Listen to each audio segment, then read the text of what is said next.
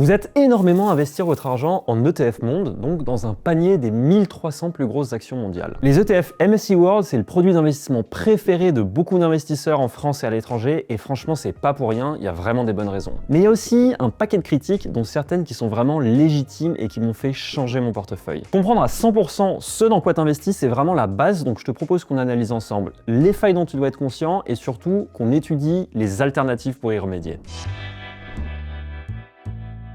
Hello, c'est Gmaël et on attaque tout de suite la critique du MSCI World. Juste un petit aparté d'abord avec des rappels très rapides que tu peux sauter si tu connais déjà les bases. Le MSCI World, c'est un indice boursier, comme le CAC 40 ou le S&P 500, qui sont des listes d'entreprises avec une règle de sélection. Par exemple, les 40 plus grosses entreprises françaises pour le CAC 40. MSCI World, c'est une liste créée par l'entreprise MSCI il y a 50 ans et l'idée c'est d'avoir dans cette liste les plus grosses entreprises des pays considérés comme développés. Ça donne une liste de 1300 entreprises dans 23 pays et toutes ces entreprises, on va suivre leur cours de bourse tous ensemble. Donc si le MSCI World monte de 1,3%, ça veut dire que ces 1300 entreprises ensemble, elles montent de 1,3%. Et un ETF MSCI World, c'est différent, ça c'est un produit financier qui achète automatiquement toutes ces entreprises dans les mêmes proportions que l'indice. Et donc toi, si tu achètes une part d'ETF MSCI World, en un clic, tu es exposé aux 1300 entreprises d'un coup. Et c'est comme si tu avais acheté des mini parts de toutes ces entreprises. Et ça c'est top parce que c'est simple, diversifié, ça permet de diluer partiellement le risque et les frais sont très faibles puisque le gestionnaire, il copie juste la liste. Donc, tu n'as pas à payer des gens qui vont faire des analyses méga sophistiquées sur chacune des boîtes. Et la performance, elle a été excellente jusque-là, un rendement entre 8 et 11% par an sur le long terme, selon les périodes. Après, bien sûr, à voir si ça va continuer à l'avenir. Mais sur le papier, c'est top comme produit, juste rien n'est parfait et il y a des critiques très intéressantes. La critique numéro 1, c'est que le MSCI World, c'est pas vraiment le monde. Le nom, il est un peu trompeur. Comme on l'a vu, ça couvre seulement 23 pays, ce qui est une définition un peu réductrice du monde. MSCI, il classe les pays du monde en 4 catégories. Les pays développés, les 23 du MSCI World, les pays émergents, la Chine, l'Inde, le Brésil, les marchés frontières, qui sont des économies moins grosses et moins dynamiques, et les standalone markets qui rentrent dans aucune de ces cases. Et si tu voulais vraiment investir sur l'économie du monde entier, il faudrait que tu investisses sur un indice qui enveloppe à la fois des pays développés et aussi des pays plus émergents. Sachant que ces catégories, elles ont chacune des avantages et des inconvénients pour toi en tant qu'investisseur. Par exemple, investir sur les marchés développés, c'est top parce que c'est des bonnes économies solides et stables, ça continue d'innover, c'est facile d'accès via plein d'ETF pas chers, mais ces entreprises, elles coûtent très cher et la croissance, elle va être plus difficile que dans les pays émergents parce qu'on part d'un point qui est déjà plus haut en termes de développement et en plus d'un point de vue démographie, on a moins de naissances, donc moins de consommateurs à l'avenir. Les marchés émergents, en revanche, c'est intéressant parce que, au contraire, il y a beaucoup de potentiel de croissance, une démographie jeune qui fait qu'il y aura plein de consommateurs dans le futur, des entreprises qui coûtent moins cher, et donc ça permet une diversification très intéressante comparée aux pays développés. Mais ceci dit, il y a plus de risques politiques et juridiques, il y a de la volatilité et il y a un vrai risque de taux de change, que le taux de change, il bouge d'une manière qui t'arrange pas toi en tant qu'investisseur. Les frontières markets, il y a beaucoup de croissance potentielle, mais c'est plus risqué et c'est très difficile d'investir. Et les marchés standalone, ça c'est vraiment à part, c'est quasiment impossible d'investir de toute façon. Dites-moi si ça vous intéresse et je peux vous faire une vidéo sur les avantages et inconvénients d'investir dans chacune de ces régions. Et concrètement, si tu souhaites être exposé aux pays émergents dans ton portefeuille bourse, déjà, soit tu peux prendre un ETF qui couvre vraiment le monde entier, ou sinon tu peux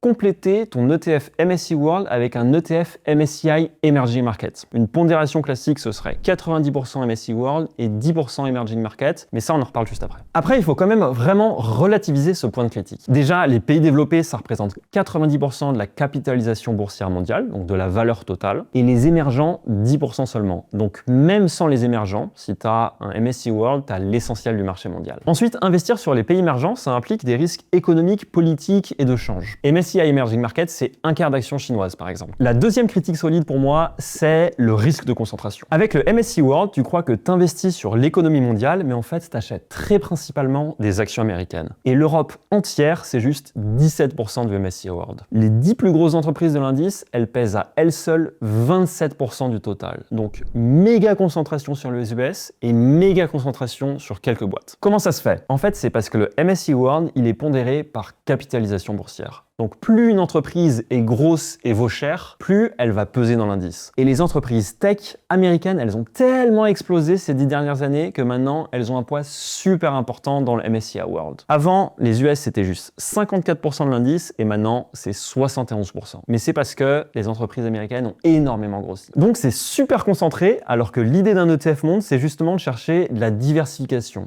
Et du coup, est-ce que c'est un gros problème? Déjà, sur la grosse pondération sur les US, si on regarde la performance du MSCI World par rapport au MSCI sans l'Amérique du Nord, on voit que dans les années 70-80, le reste du monde a mieux performé que le MSCI World. Donc si quelqu'un avait investi 30 ans à partir de 1977, il aurait obtenu une performance un brin meilleure sans l'Amérique du Nord. En revanche, sur les 30 dernières années, le résultat est très différent. Le MSCI World, il a rapporté 9% par an et sans l'Amérique du Nord, ça aurait été seulement 6% par an. Donc en voyant ça, on peut se dire que exclure les US, ça aurait pas été une super bonne idée historiquement. Mais réduire légèrement le poids, ça peut se discuter. Les valorisations, elles sont super élevées aux États-Unis et c'est très volatile quand même comme bourse. Après, perso, j'aime beaucoup l'économie US parce qu'elle est méga dynamique. Ils adorent le business, faire de l'argent. C'est culturel et c'est un moteur qui restera durable, avec bien sûr des périodes difficiles aussi. Et sur la concentration de l'indice autour de quelques grosses entreprises, il y a des études qui montrent qu'il n'y a pas de corrélation, qui dit que beaucoup de concentration, ça amène des rendements plus faibles. Bien sûr, il y a forcément quand même du risque en ce moment parce que les grosses entreprises du MSCI World sont celles qui attendent les plus gros gains économiques de l'intelligence artificielle. Et si ces gains ne sont pas à la hauteur des espérances et des énormes investissements qui sont réalisés en ce moment, ça impactera très fortement l'indice en général, vu que ces quelques actions, elles pèsent énormément dans le MSCI World. Et le dernier point qui me rassure sur la concentration, c'est que les grandes entreprises US, elles font des revenus partout dans le monde. Nvidia, par exemple, ils font la moitié de leur chiffre d'affaires hors Amérique du Nord. Apple, c'est plus la moitié et Microsoft, moitié aussi. Et donc, ça veut dire qu'on est exposé à l'économie mondiale de manière indirecte. Mais attention, ces boîtes, elles restent soumises à la politique américaine et c'est pas neutre. Rappelez-vous que dans son Big Beautiful Act de 2025, Trump, il voulait augmenter la taxe sur les dividendes versés aux investisseurs étrangers dans certains cas, pour des pays qu'il n'aimait pas. Finalement, ça a été retiré dans la version finale, mais ça montre quand même qu'il y a un risque de ce côté-là. Cette surexposition aux US et la concentration sur quelques grosses boîtes tech, personnellement, elle m'empêche pas du tout de dormir, mais si jamais tu veux corriger cette surpondération, tu as 3 grosses options. La première, c'est ajouter 10% de emerging markets à côté de 90% de MSCI World. Ça va venir diminuer la part des US, qui vont passer de 71% à 64%. Mais cette répartition, c'est pas purement scientifique. C'est plutôt une question de conviction pour le futur des pays développés versus le futur des pays émergents. Et donc, tu pourrais aussi, par exemple, avoir 70% de MSCI World et 30% de Emerging Markets, ce qui ferait tomber les US à 50%. Mais ce qui fait aussi diminuer la part de l'Europe de 17 à 12%. Donc, ça fait vraiment une très faible représentation de l'Europe dans ton portefeuille. Tu peux aussi partir sur l'option à 3 ETF en incluant un ETF Europe, par exemple. 50% MSCI World, 30% émergent et 20% Europe. Et donc là, les US, ils sont seulement à 36%. Et une troisième solution à ce semi-problème, ce serait d'équilibrer avec un ETF MSCI World excluding USA, donc sans les États-Unis. C'est utile pour changer le poids des US dans ton portefeuille sans ajouter de nouvelles régions. Et par exemple, un portefeuille 25-75%, ça ferait baisser ton exposition US à 53%. Je sais que ça fait beaucoup d'options, donc 3 remarques importantes. Déjà, je trouve que tous ces portfolios, ils sont top et c'est des très bonnes façons d'investir son argent. C'est pas ce choix de l'un plutôt que l'autre ou du pourcentage exact qui va te rendre riche ou pauvre. Donc il faut pas se prendre la tête. Le vrai impact prévisible, il vient plutôt de est-ce que tu investis maintenant ou pas et est-ce que tu investis à faible coût ou est-ce que tu donnes 1,5% de frais ou plus à ton banquier ou gestionnaire de patrimoine. In fine, ces allocations, c'est une question de conviction sur les perspectives économiques de différentes régions. C'est très personnel et subjectif. Mais si ça t'intéresse, que je te dise comment moi j'y réfléchis et comment je construis mon portefeuille, n'hésite pas à me le dire en commentaire et je pourrais faire une vidéo là-dessus. Et tu peux aussi t'abonner et cliquer sur la cloche pour suivre les prochaines vidéos. La troisième critique très importante, c'est le risque de taux de change, qui découle directement de la critique précédente. La grosse majorité du MSCI World, c'est des actions en dollars. Depuis le début de 2025, le dollar il a perdu 13% de sa valeur face à l'euro, et donc le résultat, c'est que le MSCI World il a gagné 23% en dollars depuis 2025, et toi en euros seulement 7%. C'est en partie parce que la politique américaine actuelle est de chercher à volontairement affaiblir le dollar pour rendre les produits US moins chers et donc plus compétitifs à l'export. Donc critique très légitime, mais ça aussi on peut le nuancer. Sur le long terme, les taux de change, ils ont tendance à s'équilibrer. Et d'ailleurs, si tu regardes le MSCI World depuis 1975, la différence de rendement annuel entre la version en euros et la version en dollars, elle est quasiment nulle. Vraiment, c'est juste quelques pouillèmes de pourcents. Ensuite, un dollar faible, ça semble pas terrible parce que ton ETF ETF, il est en grande partie en dollars, mais ça a aussi un effet positif sur les revenus des entreprises américaines. Et donc ça te bénéficie. Si on avait à la base un taux de change de 1 euro pour 1 dollar, ce qui n'est pas du tout le cas, mais juste pour simplifier dans cet exemple, et donc qu'un iPhone coûte 500 euros et donc 500 dollars aussi, si le dollar il baisse de 10% et qu'on arrive à continuer à vendre l'iPhone à 500 euros, ça va rapporter mécaniquement 56 dollars de plus à Apple par iPhone. Et si on baissait un peu les prix en euros, ça ferait augmenter les volumes vendus, car plus de gens voudraient en acheter si c'est moins cher. Donc encore une fois, pour moi, c'est pas gravissime, mais si tu veux limiter le risque de taux de change, la bonne solution serait d'ajouter de l'Europe et des pays émergents à ton portefeuille pour réduire ton exposition au dollar et la diversifier. En revanche, je pense vraiment que d'acheter des ETF hedgés, donc où tu payes pour être protégé contre les risques de change, c'est pas une bonne solution. Ça coûte super cher en frais et à long terme, l'impact des taux de change, il devient vraiment plus faible. Et tu le sais bien, il faut pas investir à court terme, donc pour moi, problème réglé. Une quatrième critique valable serait que le MSCI World, c'est survalorisé. Ça veut dire quoi, survalorisé? Ça veut dire que si on regarde le prix de l'entreprise comparé à combien l'entreprise gagne, il y a un déséquilibre où on paye une action trop chère comparée à ce qu'elle rapporte vraiment comme argent. Et c'est vrai que de ce point de vue, les actions en général et surtout les actions américaines, elles sont très chères en ce moment. Et le risque quand on achète cher, c'est que c'est plus compliqué d'avoir un bon rendement. Pour analyser cela, on utilise un indicateur qui s'appelle le CAPE Ratio, qui compare le cours d'une action au bénéfice moyen des 10 dernières années. Un CAPE élevé, ça veut dire que l'entreprise elle est chère, et un bas, ça veut dire pas cher. Et pour le coup, l'analyse de données montre bien qu'historiquement, un CAPE élevé, quand on investit, c'est corrélé à des rendements plus faibles sur les 10 années suivantes. Donc, si tu investis cher, ça annonce pas des beaux jours. Si on regarde ce ratio depuis 1871, comparé au rendement dans les 10 années suivantes à chaque fois, on voit très clairement une relation entre le prix des actions et les retours futurs à attendre. Le CAPE du S&P 500, il est autour de 40 aujourd'hui, ce qui est très haut historiquement. Concrètement, qu'est-ce que ça veut dire? Ça veut dire que potentiellement, les rendements futurs du MSCI World, ils seront peut-être plus faibles à l'avenir. Encore une fois, quelques nuances. Déjà, une corrélation historique, c'est pas une prévision, une certitude pour le futur. On est dans une situation qui est très différente des années 50 ou 70 par exemple. Ensuite, le marché américain aujourd'hui, c'est surtout de la tech. Et la tech, ça se valorise différemment des industries classiques. On est sur des entreprises à forte croissance, donc c'est normal que ça coûte plus cher comparé aux bénéfices historiques. Et en ce moment en particulier, on est dans une période de très forte innovation, on peut s'attendre potentiellement à de la forte croissance dans les années à venir. Le ratio CAPE, il prend en compte le bénéfice moyen des 10 dernières années, et donc les actions sont peut-être chères par rapport à ce qu'on gagne aujourd'hui, mais pas forcément par rapport aux profits futurs qu'on espère. Si c'est un sujet qui t'inquiète, encore une fois, la diversification sur différentes géographies, c'est une bonne solution, étant donné que les entreprises en Europe et pays émergents sont moins chères comparées à leurs profits. Mais garde bien en tête que c'est aussi pour une bonne raison. Les US, c'est cher, mais c'est un pays d'innovation. Les plus grosses entreprises du monde sont pas là par hasard, donc on peut aussi dire que ça va continuer. C'est cher parce qu'on espère plus de croissance à l'avenir. Cinquième critique, on dit souvent que le MSCI World se répare tout seul,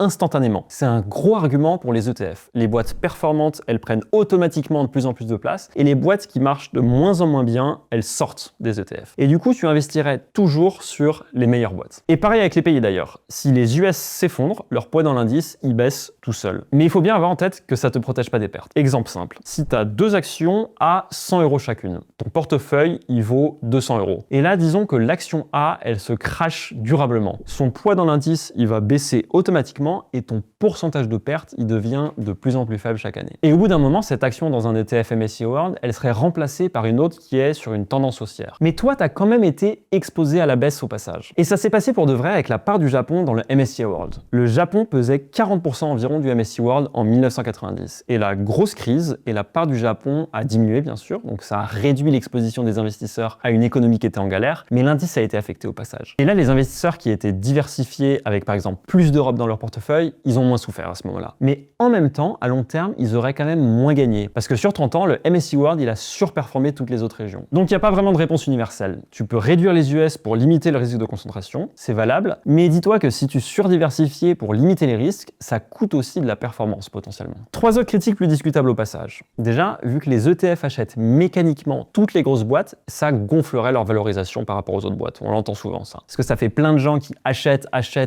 ces boîtes en particulier et pas les autres. Mais moi, ça me traumatise pas parce qu'il y a seulement une minorité des actions mondiales qui sont détenues via ETF. Donc je pense pas que ça bouge la valorisation de manière si considérable. Ensuite, on entend que historiquement, le MSCI World, c'est un brin moins volatile que le S&P 500, mais vraiment pas de beaucoup, alors que le S&P 500, ça a quand même vraiment mieux performé. Donc MSCI World, ce serait plus diversifié sur le papier, mais pas moins risqué en pratique, alors que c'est moins rentable. Cette information, elle m'affecte pas trop parce que le MSCI World, ça reste moins volatile, ce qui a de la valeur. Et ensuite, c'est une donnée historique et la question in fine est de savoir voir ton niveau de conviction sur les US. Et ensuite, il y a la critique comme quoi le MSCI World ignorait trop les plus petites entreprises, alors qu'elles ont un potentiel d'exploser et de devenir très grosses. Pareil, j'aime pas trop cet argument, entre autres parce que je pense que les plus petites entreprises devraient pas être cotées et que le private equity est un meilleur mode de détention qui crée plus de valeur sur ces tailles de boîte. Et donc, quelle est la bonne allocation à avoir? Soit tu fais très simple, tu prends un ETF MSCI World en te disant que les points que j'ai mentionnés, ils restent assez mineurs, ce qui est vrai, ou tu peux prendre un ETF All World en te disant c'est mieux car c'est plus diversifié, 63% USA, 15% Europe et 12% émergents. Sinon, si tu as des convictions sur les perspectives de ces régions, tu peux décider d'une allocation comme discuté plus tôt, par exemple 50% MSCI World, 30% émergents et 20% Europe, ou tu peux aussi faire le choix de te dire S&P 500 à fond c'est parti, mais ça implique que tu aies une énorme conviction sur les US et la tech. Moi j'adore, mais j'irai jamais 100% S&P. Et surtout, garde bien deux choses en tête. Déjà, reste simple, un ETF c'est top, 3 c'est ok, et au-delà, complique la vie pour pas grand-chose. Et surtout, te prends pas la tête sur des petits pourcentages. Et ensuite, il faut que tu te dises que tu peux pas éliminer tous les risques. Investir en action, il y a du risque et il y a de la volatilité, c'est pour ça que ça paye. Et si ça te stresse trop, la solution c'est plutôt de réduire la part de la bourse dans ton portefeuille d'investissement général pour faire plus de place à des investissements moins risqués. J'espère que ça t'aide à mieux comprendre ce que tu achètes quand tu investis dans le MSCI World. Comprendre à 100% ce dans quoi tu investis, c'est vraiment la base pour rester investi sereinement sur le long terme. Et si tu veux qu'on creuse un de ces points dans une prochaine vidéo, n'hésite pas à me le dire en commentaire, ça me donnera des nouvelles idées de sujets. A plus camarades!